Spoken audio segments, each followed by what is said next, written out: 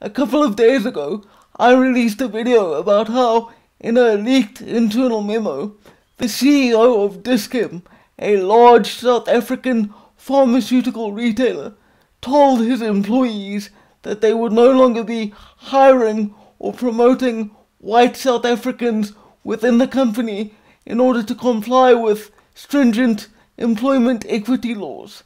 Since that memo was leaked, there's been a major outcry. Last night, E-News Channel Africa released a follow-up report on the issue, and I thought it would be worthwhile to update you on the situation. Let's get started. Now for business news with Ropiwa Madzena. And Ropiwa, you've got the latest on this Dis-Chem letter that was circulating, talking about putting certain people of certain colours in certain positions and not hiring others, and it's been an absolute uproar. That letter's now been withdrawn, am I right? It hasn't been withdrawn, Selene. I mentioned it in my intro. Dis-Chem actually says we regret the wording and the tone of the internal memorandum. So they don't indicate that they've actually withdrawn the decision that has been made.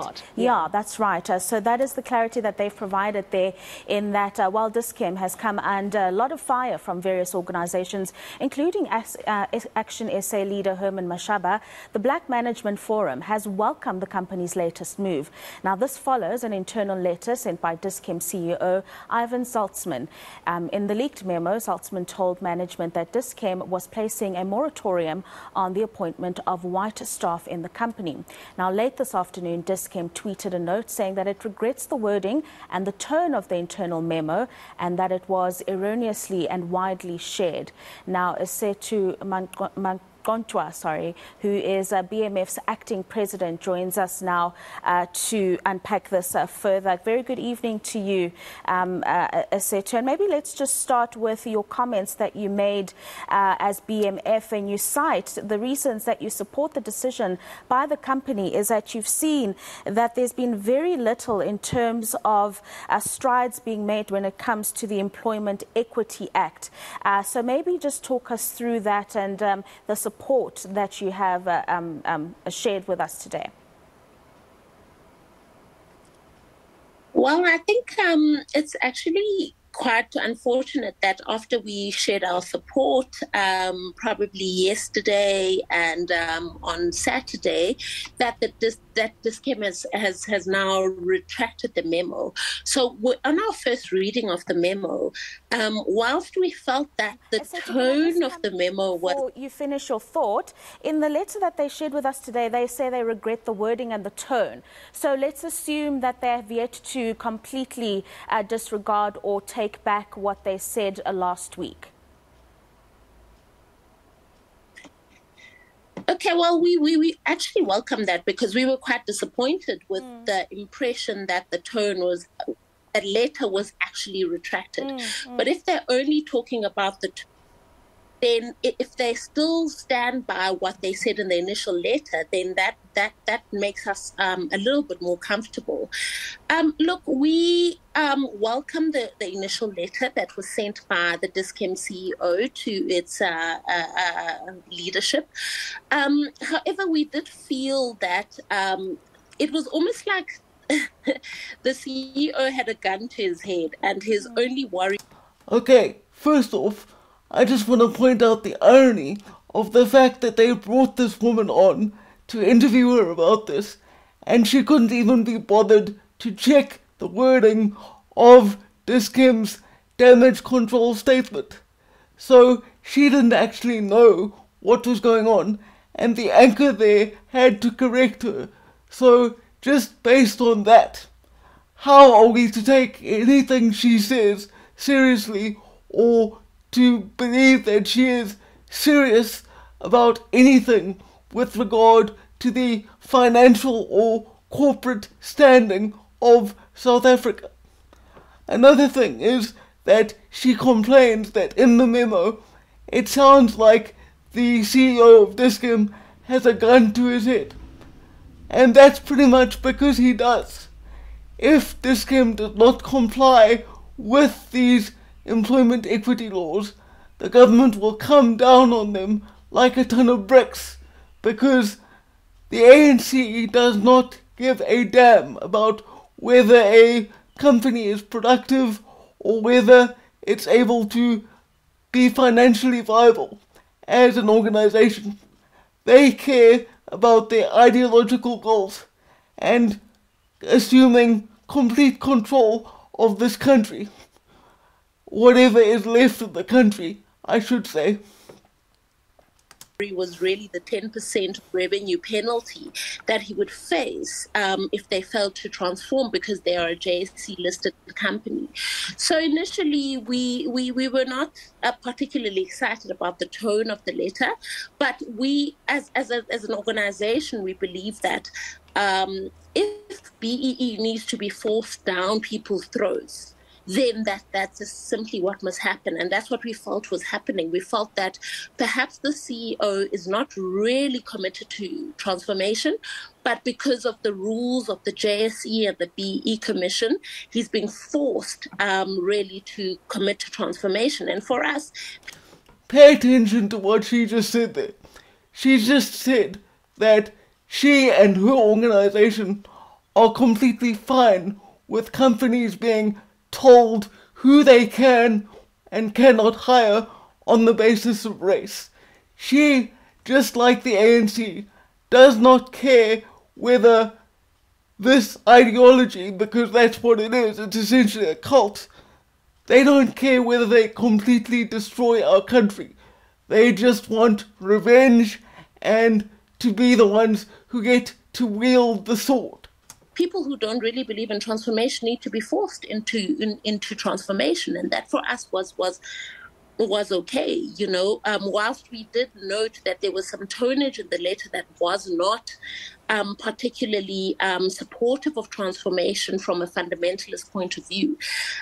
What we have seen on social media from the time that the letter was issued is really I think I would say white South Africans really rallying against this and saying that they will no longer support the scheme. I think that they're very kind of lost on what transformation really means, because they make up 10% of the population, and really Black, Indian, coloured people make up 90% of transformation. And so for a company to say that they are going to put a concerted effort to increase the representation of Black people in their management echelons, and to then have white people in South Africa really, as represented by social media, really kind of rally against this, really just points out that we are very far from understanding that transformation is a constitutional imperative, and that it's actually an economic imperative. Because you can never actually have a stable, sustainable economy with the majority of the population not being invested in that economy. And so it's been really disturbing to see what has happened or transpired on social media from the time that this letter has been issued. Yeah, that's a very important... Okay, she says that white South Africans are lost as to the actual meaning of transformation. I don't believe that any of us who see what is happening here are lost or confused. That memo is very clear. If a person has white skin, they are not to be hired or promoted by Dis-Chem. There's nothing to be confused about in that. And the message that sends is that if you are white in South Africa, there is no place for you. You belong on the fringes of the society based on the color of your skin. And didn't we just go through this whole era of apartheid, and wasn't it seen as a moral imperative to show the world how bad it is to discriminate on the basis of race? I guess that only applies as long as you're not discriminating against Black people. It seems perfectly fine to discriminate against whites, according to this person. point that you raise, but a lot of the arguments that have been made since the circulation of that memo, Setu, is that there's a difference between transformation and simply excluding a certain race just so that you don't have to pay 10% of your turnover because you're not following certain legislation. And I wonder what your thoughts on that particular argument would be, in that this is not transformation, it's rather excluding a certain race group so that you are meeting legislative laws in the country. It's not excluding a certain race group. It's simply balancing out the inequalities of the past.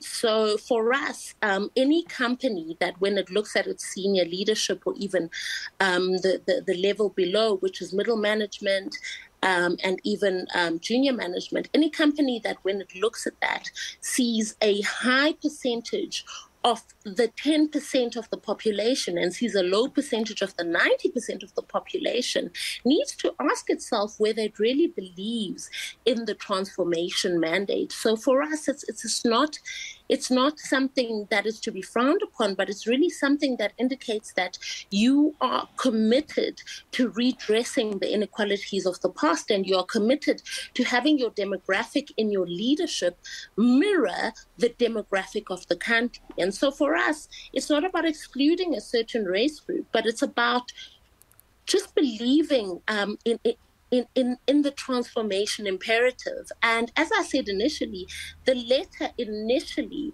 from the CEO seemed like almost malicious compliance. Malicious compliance is exactly what it was, because what ideologues like this always seem to fail to understand is that it is not the role of somebody running a company to get involved in social issues. A company's function is not to transform the demographic makeup of a country. A company's role in society is to provide whatever service it provides, and to do that in the best way that it possibly can. You can see with how this woman is rambling that she's only thinking about this in the abstract, as these academics and ideologues often do. She's not thinking about the actual consequences and how this will affect Dis-Chem's productivity and the productivity of all companies who are forced to comply with this legislation. We always talk about why BEE should not be a tick box, or employment equity should not be a tick box, but should be really people believing that the demographics in their company should mirror the demographics in this country. And so for us, it's really not about the exclusion of a certain race group, but about really the transformation imperative that will result in, a redressing of the inequalities of this past. So that's why we commend Dis-Chem, even if it was done because they want to avoid. Look at the cognitive dissonance on display here. On the one hand, she openly said that transformation should be forced on any company that doesn't agree with it. And then in the very same breath, she's saying that, oh no, it's not about excluding any particular race group. That is exactly what this legislation does in practice. I feel like this woman is on crazy pills. A 10% penalty. We always speak about having the BE Commission and the EEE Commission having more teeth and having more harsh consequences against companies that don't want to comply.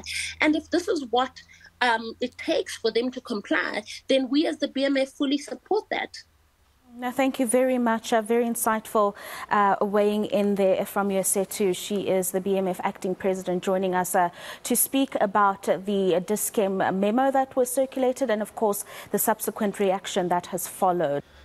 I find it ironic that the news anchor there ended the interview by calling that woman's remarks insightful. There was no insight there.